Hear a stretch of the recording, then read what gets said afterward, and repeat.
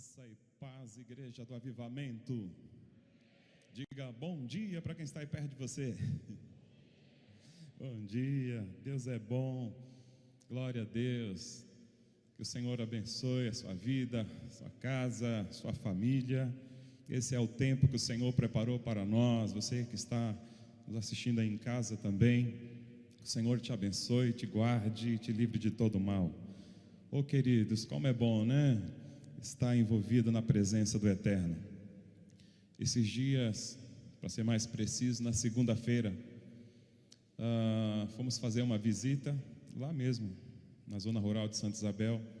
A mãe dessa mulher, ela participa dos cultos em casa, e ela sempre pedia oração: ore pela minha filha, ore pela minha filha, e ela tem esse problema, tem aquele outro. E ali a gente estava orando e deu certo, né, que a gente fosse fazer uma visita. Ela estava em casa e ali eu fiz uma pergunta para ela. Ela não podia se abaixar, ela não podia fazer muitas coisas, ela fazia exames médicos e os exames não acusavam nada, e ela se sentindo mal, não dormia, não conseguia dormir direito à noite. E eu fiz uma pergunta para ela, eu disse assim: faz quanto tempo que você está sentindo isso? E ela respondeu: há uns 3 meses. Eu falei: antes de você sentir essas coisas, você se lembra de algum fato, algo que tenha acontecido? E ela fez assim. Eu falei: alguém te machucou, te magoou com palavras? Eu falei: você precisa liberar perdão. E ali ela fez uma oração, liberando perdão. E aí, impomos as mãos, oramos por ela. Terminou a oração, ela fez o que ela não podia fazer. Ela sentou no chão e começou a chorar. E dizia: mãe, eu não podia fazer isso. E ali, choro de alegria, você levantou, toda feliz. E quando foi quinta-feira, a mãe dela disse: olha, ela dormiu a noite inteira, coisa que ela não fazia. Oh queridos, esse evangelho, ele é tremendo, ele é poderoso. Jesus tem mudado a vida de muita gente e vai mudar a sua também, amém? Diga glória a Deus. Deus é maravilhoso, Ele não mudou. Eu quero te convidar a abrir as Sagradas Escrituras no Evangelho de Lucas, capítulo 2, versículo de número 41.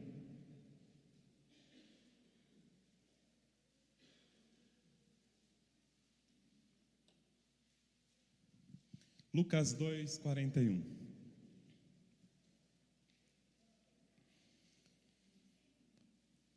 Quem encontrou, diga amém.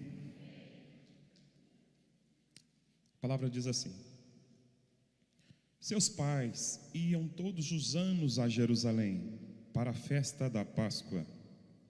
Quando Jesus completou 12 anos, eles subiram para Jerusalém, de acordo com o costume da festa. E passados os dias da festa, regressarem, o menino Jesus ficou em Jerusalém, sem que os seus pais soubessem. Pensando que estivesse entre os companheiros de viagem, andaram o caminho de um dia e passaram a procurá-lo entre os parentes e conhecidos. Como não acharam, voltaram a Jerusalém em busca dele. 3 dias depois, eles o acharam no templo, sentado entre os doutores, ouvindo-os e fazendo perguntas. Feche teus olhos. Pai, esta é a tua palavra. Aplica ela, Senhor, aos nossos corações. Nós amamos a tua palavra, nós queremos a tua direção para as nossas vidas nesta manhã. Venha falar conosco, Senhor. Use a minha vida na unção e no poder do Espírito Santo, em nome de Jesus. Amém. Você pode aplaudir essa palavra? Glória a Deus. O tema desta ministração: não perca Jesus na caminhada. Não perca Jesus na caminhada.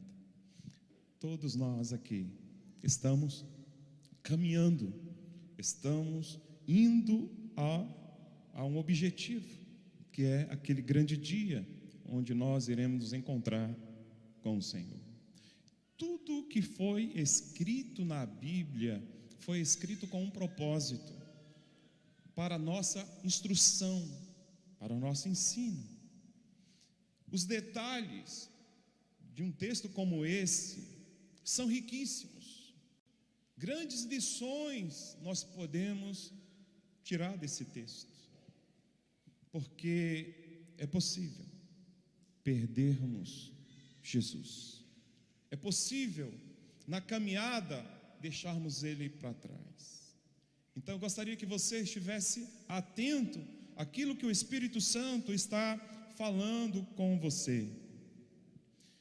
Porque nesses dias que nós estamos vivendo, dias de pandemia, aonde muitas pessoas têm permitido o medo entrar em seus corações e acabam ficando trancadas em suas casas, ao ponto de nem se relacionar mais com o Senhor.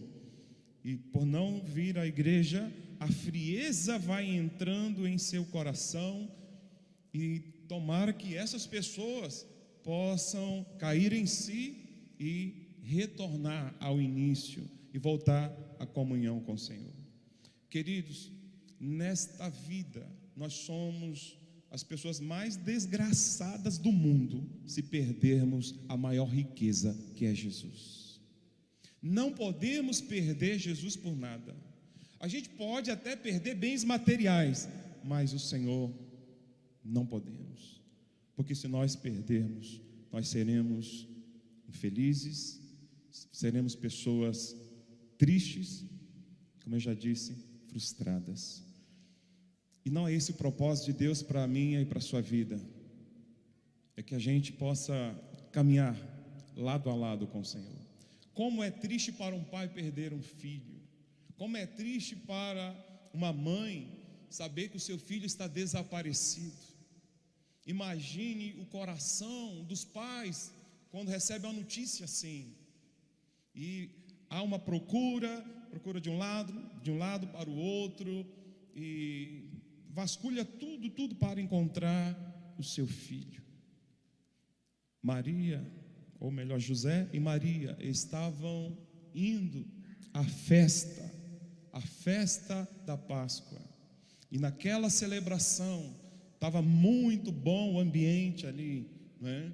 Só que eles se descuidaram no retorno, na volta para casa. Eles perderam Jesus no templo. Eles seguiram viagem sem que Jesus estivesse entre eles. E na nossa caminhada isso também pode acontecer. Pode acontecer da gente tomar decisões. Tem gente que faz planos, projetos, até para mudar de cidades, e não coloca Jesus à frente, não pede a direção dos céus. Aí ele, lá na frente, ele vai perceber: meu Deus, por que eu tomei aquela decisão? Olha, os meus filhos estavam envolvidos na igreja. Olha, eu fazia isso, eu fazia aquilo, eu ia na célula, aqui onde eu estou não tem ninguém, e de repente a pessoa vai cair em si e vai dizer: que bobagem que eu fiz, eu poderia ter ficado lá. Ou então, deveria ter colocado Jesus à frente, perguntado ao Senhor, buscado a direção, porque Deus sinaliza, e o Senhor tem que ficar na nossa frente. José e Maria achavam que ele estava atrás, que ele estava no outro grupo. Jesus não tem que estar atrás, Jesus tem que estar na nossa frente, amém? Então, como eu estava dizendo, como é triste para um pai saber que o seu filho está perdido. Em 2013, aconteceu um fato aqui na igreja. Havia terminado uma das reuniões, e no finalzinho do culto, né, chegou um rapaz. Aí quando terminou o culto, eu fui conversar com ele. Ele disse: eu estou perdido, eu saí de casa e eu não sei mais voltar para minha casa. E ele já estava longe da família há 15 dias. 15 dias. Depois a gente fica sabendo, né, que a família tinha espalhado cartazes com a foto dele por vários lugares e não tinha encontrado êxito. E quando ele chegou aqui e ele abriu o coração, devia estar com os problemas mentais, né? Os problemas, confusão mental. E ele ficou 15 dias longe de casa. Imagina a preocupação dessa família. E ali conversando com ele, alguns irmãos chegaram junto ali, e um correu, foi no computador, foi pesquisar, porque ele falou que não sabia o nome da rua, mas ele se lembrava de um supermercado que tinha em frente à casa dele, e ele lembrou o nome desse supermercado. E ali o irmão pesquisou na internet e descobriu que esse supermercado fica em Itaquá. E ali ele reconheceu, quando falaram para ele, explicaram ali direitinho, e ele então, o irmão decidiu levá-lo até a sua família. Imagine a alegria da família, saber que o filho que estava distante, há 15 dias, eles achavam até que tinha morrido, procuraram em tantos lugares, não encontraram. De repente chega na casa dele, alguém levando. Você pode imaginar a alegria? Oh, amados, isso é igreja. Nós existimos para ajudar as pessoas, amém? Diga glória a Deus. José e Maria perderam Jesus, mesmo que por um período pequeno de tempo. Queridos, na nossa caminhada, a gente pode se envolver com tantas coisas, e então podemos perder Jesus de vista, né? Podemos perder. A pessoa menos provável para perder Jesus era justamente a mãe dele, Maria. Ninguém amava mais Jesus do que ela, porque foi ela que carregou ele em seu ventre, né, como obra do Espírito Santo, e ela viu a sua barriga crescer, ele se desenvolvendo ali dentro da barriga dela, sentiu as dores de parto. Ela foi aquele que o amamentou, né? Ela foi aquela que cuidou dele quando pequeno, dando banho, cuidando ali, ensinando as primeiras palavras. Mas ela perdeu Jesus. Caminharam um dia inteiro, e descobriram que Jesus não está entre nós. Tomaram a decisão de voltar para Jerusalém. Faça a contagem aí, um dia de caminho no deserto, outro dia para voltar, e mais um dia procurando na cidade. Você pode imaginar a aflição do coração dela, do coração de José. Mas eu quero dizer para você que muitas pessoas têm perdido Jesus. Quando a gente olha para a vida de Sansão, um homem chamado por Deus, um homem que tinha um potencial incrível, um homem que recebia ali a unção do Senhor, e a força de Deus estava ali sobre a vida dele, e ele podia vencer os seus inimigos. Mas ele foi se afastando aos poucos do Senhor. Ele foi se distanciando, foi perdendo a presença de Deus ao se envolver com o pecado. E quando ele decidiu, né, quando Dalila desperta ele, diz: Sansão, os filisteus vêm contra você. E ele se levanta, e a Bíblia diz assim: e ele não sabia que Deus não era mais com ele. Oh, amados, quando nós perdemos a presença, o inimigo vem com tudo. Os olhos foram furados, perdeu aquela presença do Senhor, foi levado ali como um escravo para a diversão dos filisteus. Nós já conhecemos o final dessa história, mas o foco aqui é: não perca a presença de Deus, não perca Jesus. Na nossa caminhada, não deixe Jesus em segundo plano. Tudo que você for fazer, como eu já disse, coloque Jesus à frente. Amém? Coloque Jesus à frente. Está gostando de um rapaz está gostando da moça, ore, peça a direção de Deus, para que você também não venha se frustrar depois. Busque a direção, coloque Jesus à frente. Quando eu olho para a igreja de Laodiceia, está registrado isso em Apocalipse, capítulo 3. Gostaria que você abrisse aí a palavra do Eterno, último livro da Bíblia.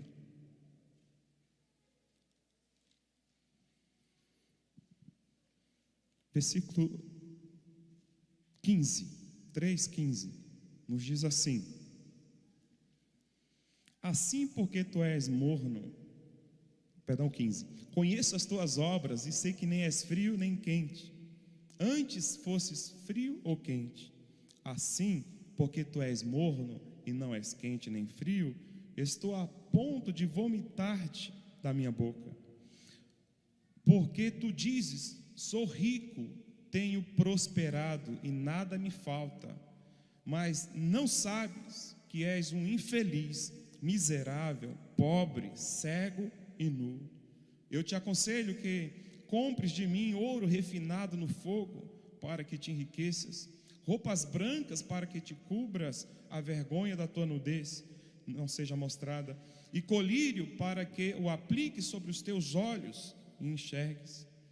Eu repreendo e castigo a todos quanto amo. Sê, pois, zeloso e arrepende-te.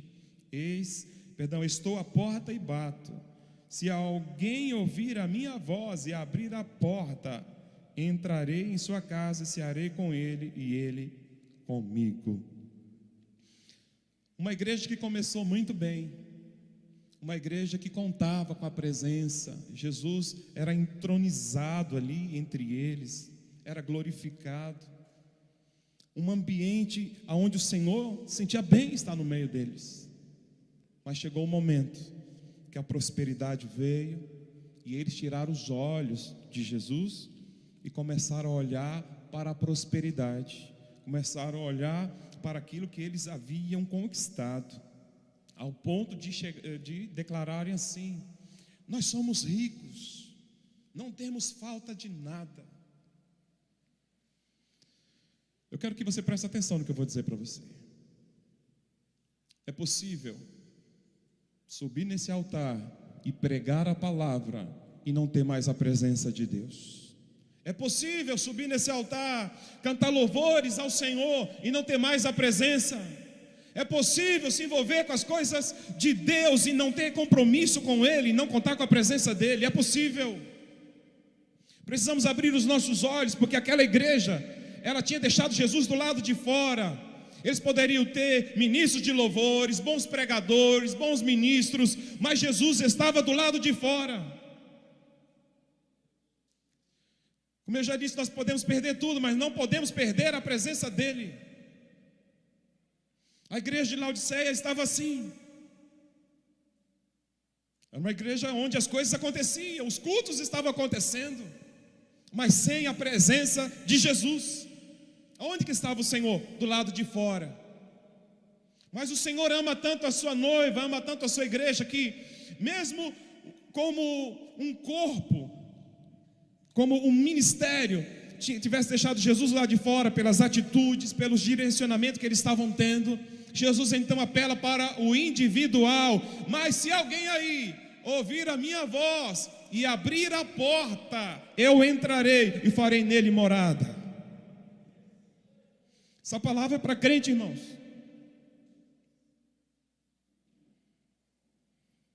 Não vamos deixar Jesus de fora da nossa vida.